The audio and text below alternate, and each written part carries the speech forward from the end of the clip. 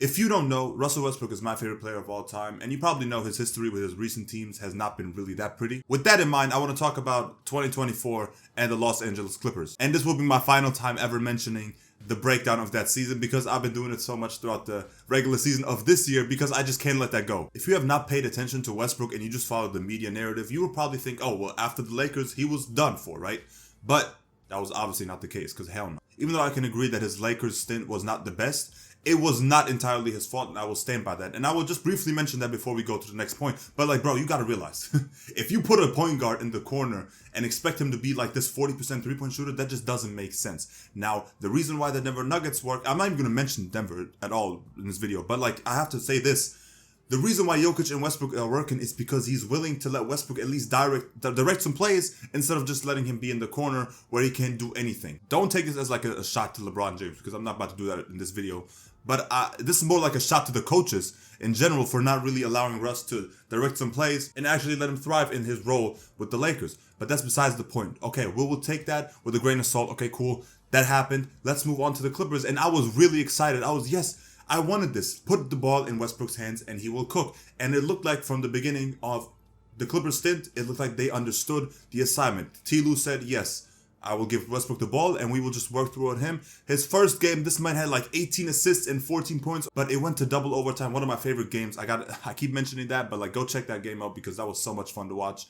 Double OT, they scored like all-star game points. After that game, I was so excited to see like what was going to happen with PG and Kawhi, because they needed a point guard desperately and they brought him in and he's doing a fantastic job. And I know, this shit right here means something to me, man. Like, he got his joy back. It looked like it was calling him washed back then. So he has already been beating the washed allegations from like 2 years ago. It didn't just happen now. Let me just clarify this for the people who have not been paying attention. But like, let's move on, right? Playoffs 2023. This is where Westbrook has been shining. Even though the first game, yes, he shot terribly, but the man had the game-winning block. Game 1, Phoenix Suns, Devin Booker. Y'all all see what happened. Suns down 3 on the brink here in game 1. Booker taking on Westbrook, and a block by Westbrook, and he throws it up. Averaged 25 in that series. You know, obviously went home in 5 games, didn't have PG, didn't have Kawhi. You can tell that this man had some gas left in the tank. A lot of gas, actually. Come on, man. This is the best player of all. By the way, if you thought this was going to be a video about me talking trash about Russell Westbrook, you have clicked the wrong channel. I'm so sorry. This is not... Hell no. Mr. Triple-Double, MVP, future Hall of Famer. I'm mentioning all of these things because just for you to realize, okay, Russell Westbrook thrives when he has the ball in his hand, and that way he can be the most efficient player, or we can see him be that Hall of Famer that we know he is. So with that information, we move to the next season, 2023-2024. The season starts off perfect. We went like 2-1 the first 3 games before they traded for James Harden. And at first, I was excited. I thought, okay, James Harden is about to be like Jamal Murray is for the Nuggets. So y'all see how Jamal Murray moved to the 2 and Westbrook was, starting to direct the plays and it started winning a bit more. Turns out, nope. They had different plans. They said, nope, we don't really know what's going to go on. There's 4 people who are Hall of Famers. They don't really know how to share the ball that well because there's 2 point guards now. I still don't understand how Westbrook was able to move to the bench instead of James Harden being like, yo, let me just move to the 2. I thought they would actually figure it out, but it turns out it was just only Russ that wanted to win. Do not take this as a shot again to James Harden or anybody else. Like, I love James Harden. He was the best player in the playoffs in 2024 with the Clippers. Him and Zubac, they were carrying, okay? So no shots to James Harden. It's not his fault. I'm just saying, I don't know why the coaches or anybody on the staff could have been like, yo, let's just try this. Let's move James Harden to the 2 and let's just see what happens. And maybe they did, but maybe just for the small sample size, because there's no way you did that and it didn't work. I just don't believe that, because you have James Harden, who's an incredible ISO scorer. Russell Westbrook, who can direct all the plays. We've seen it. I'm about to show you some clips later on when we get to the playoffs of this damn stupid year. Westbrook goes to the bench.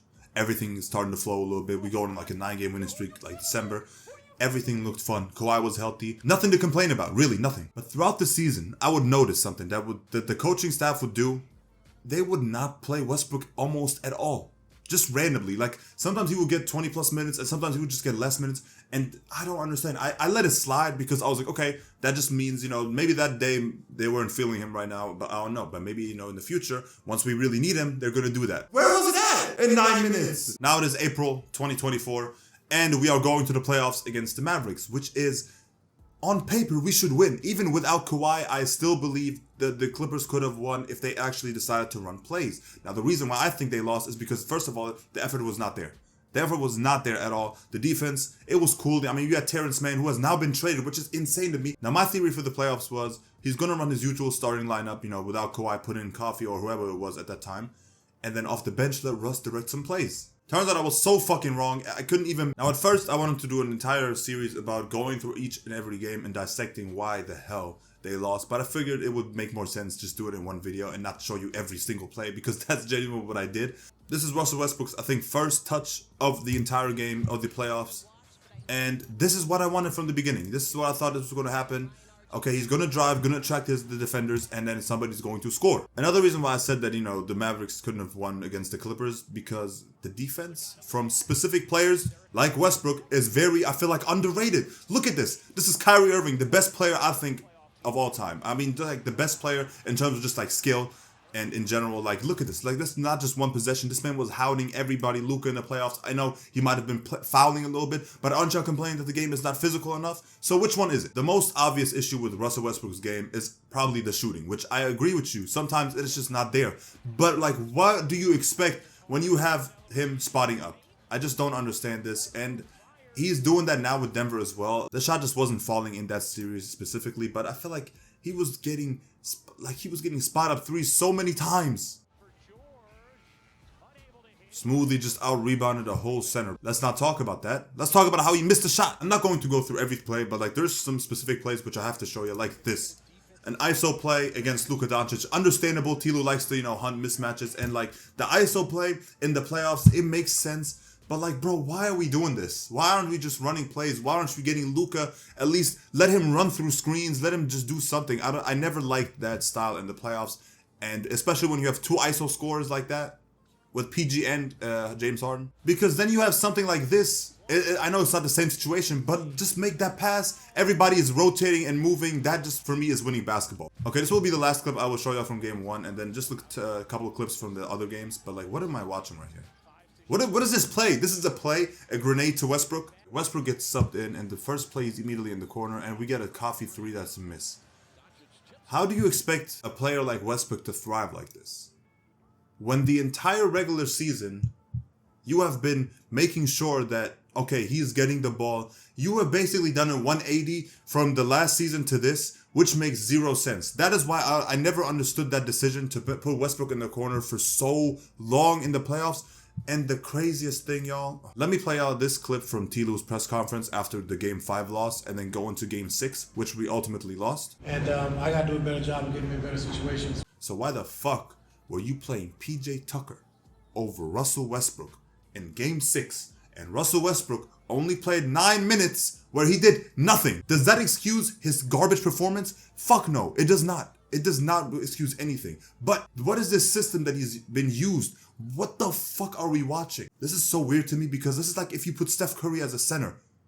Like, why are you playing him like this? This just doesn't make sense to me. Why would any coach do this? And especially somebody like Tilu, who has seen what Westbrook can do in the playoffs, but then you decided to pick James Harden, which I understand it's James Harden, but why aren't we running plays where we can involve both of them? It is not that difficult, because you know why? Because look at the Denver Nuggets right now. If you don't believe me and think that Westbrook was always washed and shit like that, this was him a year before that 2024 playoffs, which I was missing from the 2024 playoffs. Look how everybody is moving when the ball is also getting moved. I don't understand why ISO ball has been the main thing that Tilo went for in the 2024 playoffs. When you can do stuff like this, let's look back at it.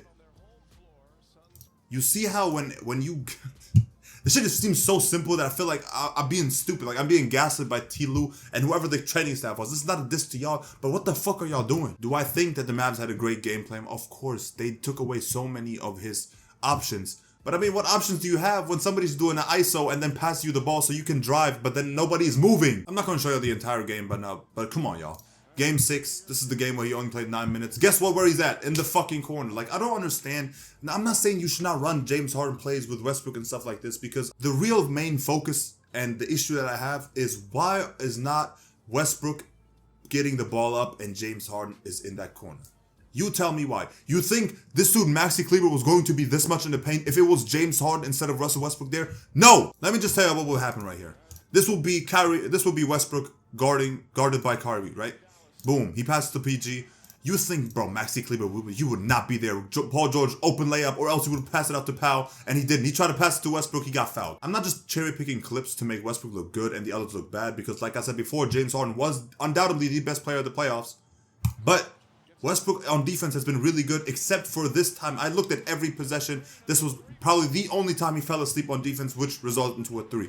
Another story of the whole game, Russell Westbrook in the corner after Tilo specifically said, I will be running more plays for him. Is this the play that you were thinking of? Does he have to make that 3? For sure, he's an NBA player, Hall of Famer legend. He has to make that 3. But why the fuck are you not running any plays? Wait, let me give Tilo some credit, because actually, oh my god, Russell Westbrook has the ball. What happens?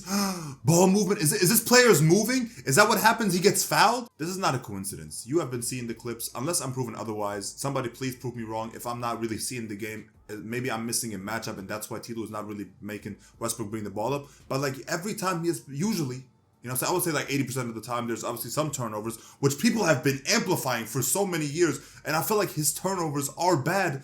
Okay, they could be bad turnovers, but everybody turns the ball over. It's only with the greatest, with the GOATs, that they focus on the turnovers more than any other player. Like when Westbrook has an air ball, that shit is everywhere. Even though he could be 8 for 9 from that game, they will be posting that air ball. That's exactly what happened the beginning of the season. Westbrook had a triple-double against the Nets. I'm talking about this year with the Nuggets. They posted him airballing. This is a whole nother topic, by the way. I'm gonna just briefly mention it. Fuck all y'all who did that, because you know exactly what you're doing. You are not helping the game of basketball in that way, and that's okay. Stay over there. You want your clip farms, you want your little clips, your little laughs. That's cool, but don't say you're a basketball fan, because that just doesn't make sense. And if you have played basketball, you've seen at least 2 airballs in a regular season game. Daily. No matter how many times you're going to say he's washed, no matter how many bad games he has, he's going to come back. And that is why he's my favorite player of all time. Now, the Clippers, I don't understand what they were doing, why they lost like this. Let's bring it back to them first for a second. Tilo, I was really disappointed because he had so much faith. I felt like he convinced me to believe in the Clippers, because I'm saying like I know him personally. But you get to the idea, like we're going through the playoffs in 2023. We're doing phenomenal. I feel like they were doing pretty good.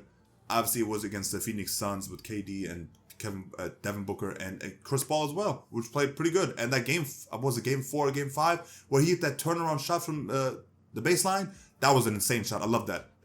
Not really, but like in the moment, I didn't love it. But after that, I appreciate the shot. So for the next season, I had even more high hopes, because you would just assume with Kawhi and PG being healthy, this would not be the case anymore. Turns out I was completely wrong. There's so many more moments in that playoff series where I felt like Norman Powell could have gotten more play, because guess what? I even mentioned this all in the reactions, so I'm not really just talking out of my ass or in hindsight. I mentioned this during the playoffs, where I felt like there's some stuff that just needs to be tweaked for us to at least win one playoff series against the Mavs. And they obviously ended up being the championship team, or I guess going to the finals. Do you not think Norman Powell could have done the same thing that he was doing this season in the last one if you had ran some more plays for him instead of relying on ISO ball? Would I be saying this if we had won the series? Probably not. But to guarantee you they would not have won the championship if they kept continuing playing like this. Because when you have Russell Westbrook out there who can change so much, there's just no chance that you can just put him in the corner. Now you're playing 4-on-5, because he is not going to be usable like this. Had to get it off my chest. Just for the last time.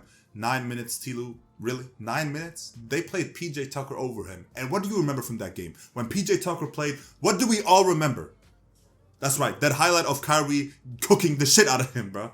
And I appreciate, PJ Tucker for wanting to playing defense. He wanted his playing time, which I understand. I'm not trying to hate on you. Like, it could have been any other player playing in that spot, but it just doesn't make sense to me up here. Now, it seems like Jokic understands as well. You see him saying, oh, yeah, people have not really been using him the right way. So, actually, no, never mind. Now I know I'm right. Taking away the ball from your point guard and putting him as a shooter, like, this is not Steph Curry.